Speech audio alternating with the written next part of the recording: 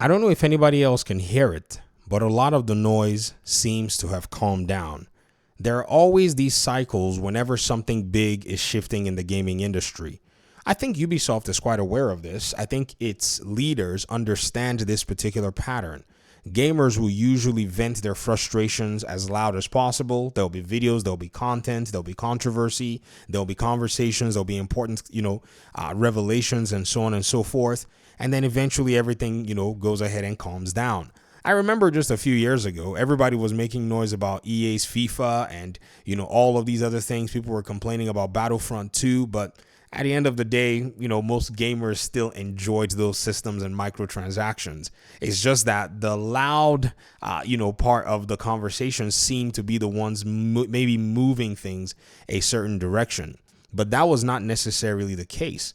What we've seen so far, nonetheless, if you kind of think about it, is like I said, I don't think Ubisoft's owners, the Guillermo family, are going to budge on this particular move where people are thinking that they're going to go ahead and, let go of their influence on a business that their family has built over, at least at this point, close to 30 years. But one thing you can be certain about is the current environment is actually very different to actually, take that same kind of stance. What I mean by that is if you think about, say, past Ubisoft challenges or controversies or, situations that they found themselves in, that time was a very different time compared to now, simply because of one specific metric, and that is the number of games available to players at this particular time. Now, we're going to take a very quick look at this statistical measure because I think it will really resonate with exactly what I'm saying.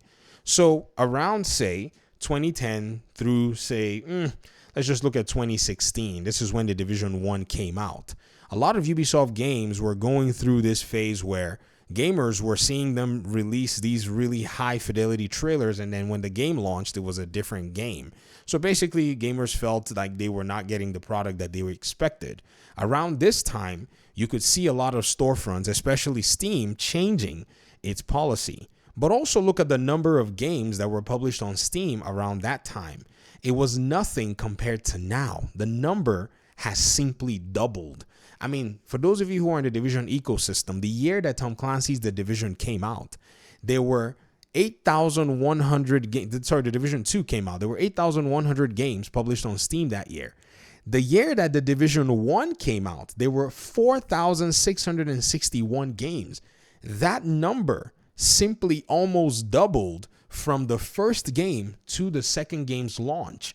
And in that time, 2015, 2016 saw some of the bigger IPs because at 2015, when, was the height of the PlayStation 4 generation, that's kind of how you can, in a sense, factor where the gaming was really sweet. I think 2015 was a really, amazing year. It was cool. The console had just flown in 2013. And by 2015, developers were finally completing their games and launching on them. It was around 2,800. When you look at today, when you look at even the Assassin's Creed game coming out, say even in 2025, it's going to be coming out to a projected year that has already, pretty much received close to 15,000 games the entire year. That is a different environment to actually, make this particular, I would say conclusion that I'm about to put out here, which is that Ubisoft may be able to weather the storm, but they may never come out being the same again. It will be a different company that you see on the other end. The reason is because game development tools, game development knowledge, time in the market for people to be able to understand how to leverage and use these tools and be able to leverage the knowledge that goes into it has matured significantly. It is this significant maturation that has now put developers in a place where they're able and capable to churn out thousands of games every year at a pace that was never seen before. This growth, even though you may not necessarily point it as exponential, because you can already see that somewhere, somehow, it's peaking in a sense. I mean, if you look at 2023 to 2024, the numbers are quite close. in a sense, compared to say 2021 and 22, where the difference is about 1,100, and in the previous year it's about 2,000, and in the year previous to that, this is, and you can look at the pandemic years. This is 2020 as well. You can see in 2021, there seems to be like, okay, maybe the growth did not kick in as much as possible, but then got to think about it. There was a jump from around 9,600 to 11,321. The leveling out is already going on around 2023 to 2024, but who knows what 2025 is going to look like. It may get the leap similar to what 2020 did through 2021.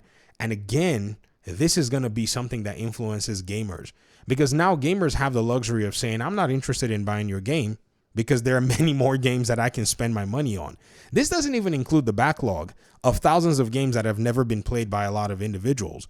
So again, as much as Ubisoft may have weathered this whole, this seasonal bout of a lot of the controversy that has faced it, it's going to be interesting to see how they navigate further down the road. There's still more noise that's coming. Assassin's Creed Shadow is in development right now. It's still going to launch, and it's been pretty much one of the sources of a lot of the noise going on from the developer side and even from the player side. I'm sure everybody's probably thinking and saying, how is this going to all play out? And believe you me, I'm interested in seeing how they actually navigate through this. It's good for a company to be healthy. It's also good for a company to listen to its own customers. And if its customers decide at some point that they're no longer interested in dealing with that company, then for the most part, that company is toast. I would hate to see that. Rather, I would prefer for a reformed Ubisoft, one that returns to seeking out exactly what its customer base want and trying to meet it. That might be hard because, again, like I said, it seems like there seems to be an animosity between the creative side and the customer side. I think the customers are eventually going to win. It's just one of those things where, like I said, this is a different environment where a lot of these issues are happening compared to, say, in the past. And seeing the availability of a lot of other games out there, where even some games may not even be in the same, ecosystem, but can still affect you. One example will be Horizon Zero Dawn and Zelda Breath of the Wild. They were in two different ecosystems around that time. If anybody can look at the time that those two games came out, somewhere around 2017, and yes, this data is related to Steam, but there seemed to have been like another jump too in the number of games available. So again, anybody who's thinking about this must think about this from that perspective.